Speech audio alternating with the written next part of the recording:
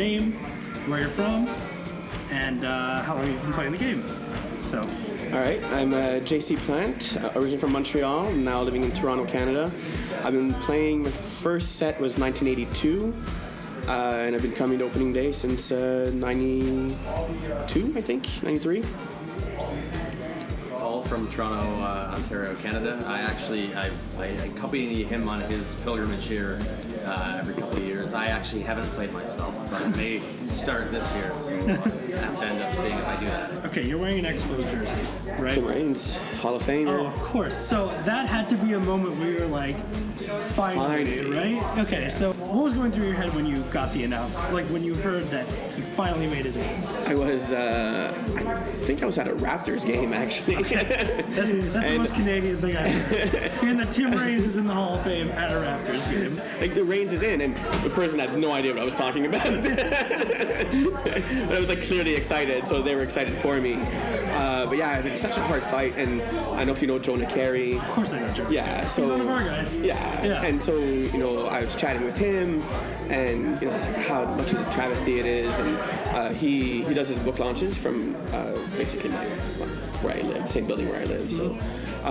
so I've had a chance to meet him, talk to him, and yeah, so he really pushed for Tim Raines. So big thanks to him for finally making it happen. Yeah. Like objectively, he's one of the 7 best left fielders in history, right? Like by any measure. So for him to not be in the Hall was criminal. I mean, the other 2 guys also. Do you think there's finally some trend happening where people are more okay with the steroid era? Yeah. I think Pudge is an anomaly.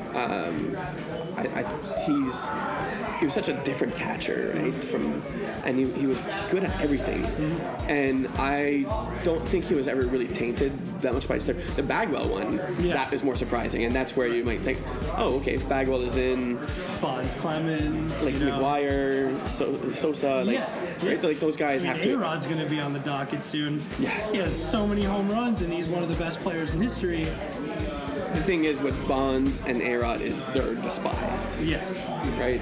Clemens too. Yeah. So, and no liars. I think it's a different one. It's interesting, right? So, like what happens, when Vlad comes up, Guerrero, and he almost got in this year. Yeah. So like he's going to be in before a lot of those guys. Yeah. And so, I think you're seeing kind of like those guys were punished. Now we can kind of look more at the actual accomplishments on the field. It's a shifting, kind of a shifting landscape, but personally, I think it's better to just recognize them for what they did on the field. I think the big difference too is publishing everyone's votes. Right. So now you can't hide behind anonymity.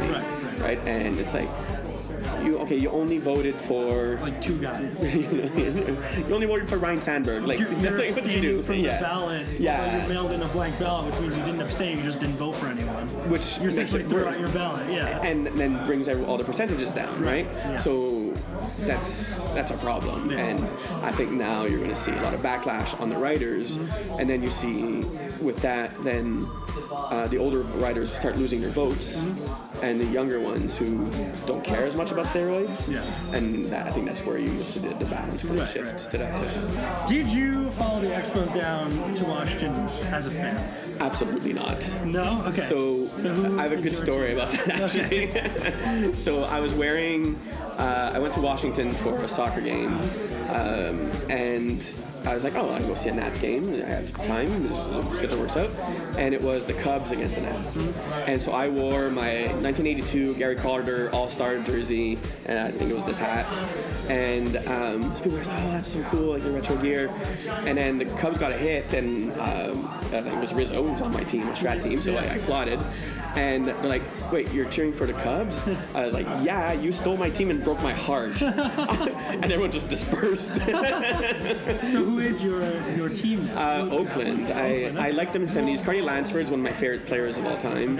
And so was Barry Zito, even though I was still cheering for the Expos at the time. But I always kind of liked the A's. I like them as an organization. Made a mistake, though, picking a West Coast team because the games are late. But It means a lot of late nights. Do you find that you root more for your players, like the ones on your Strat-O-Matic teams, to do better, or do you root more for the A's players in general to do better? The A's team, I want the A's to win first, and then my Strat players. The individual players in the A's, I don't care if they're not on my team. I won't care as much, as much as it doesn't affect the team, right? But yeah, I have my favorites, obviously. I try to acquire as many as I can, and unless they're dealing with Toronto, then they're stealing all our players. Do you tend to root against Washington? Every chance I get. Your league that you are in, I assume you're in a league. Yes. How many people are in it and how long has it been going? So this league, we're 10 of us, and it's been going on since the 80s. I joined it in 2003 when I moved from Montreal to Toronto. There's been a lot of ownership changes, but the core group have been around for at least 30 years. Nice. In terms of opening days, how many? I think it's 18 or 19 now. I'd have to go back, yeah. And the trek from Toronto. Yeah. So drive. So it's like a 9-hour drive. And that's okay. Yeah, I break it up now sometimes. So this time we're like, oh, let's just spend the night.